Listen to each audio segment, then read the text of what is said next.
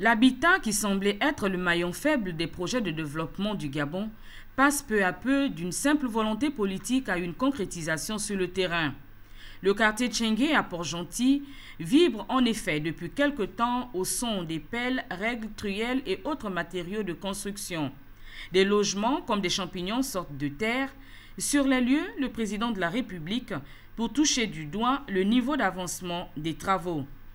3800 logements, c'est une première phase qui est intéressante et qui aussi montre bien le souci que nous avons aujourd'hui d'avoir des projets qui soient bien étudiés et bien pensés, qui tiennent déjà compte non seulement des extensions, mais tiennent aussi compte des autres infrastructures à avoir sur place en termes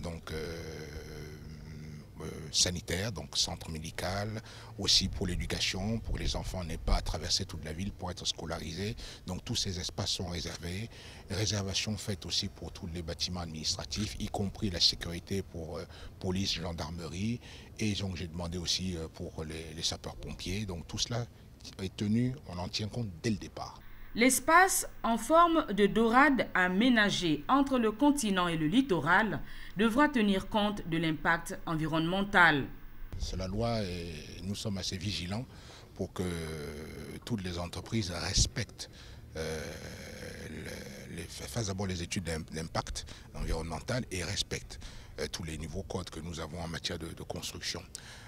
Surtout une ville comme Port-Gentil où si on ne le fait pas, il peut y avoir des conséquences assez désastreuses. Ce sont 85 hectares qui vont accueillir 827 villas individuelles, 10 immeubles composant 140 appartements dont les caractéristiques ont été présentées au chef de l'État par le directeur général de la Société nationale immobilière.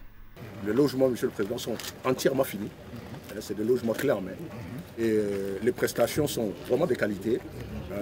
Vous avez l'eau chaude, l'eau froide, carrélée entièrement, baie vitrée. La maison la plus petite, c'est celle-là. C'est le MBB 3 pièces. C'est donc 2 chambres. En ce qui concerne les bâtiments, c'est 3 étages. La différence entre les deux, c'est que le A, c'est 12 appartements. 12 appartements de 3 chambres. Et le B, c'est 16 appartements de 2 chambres.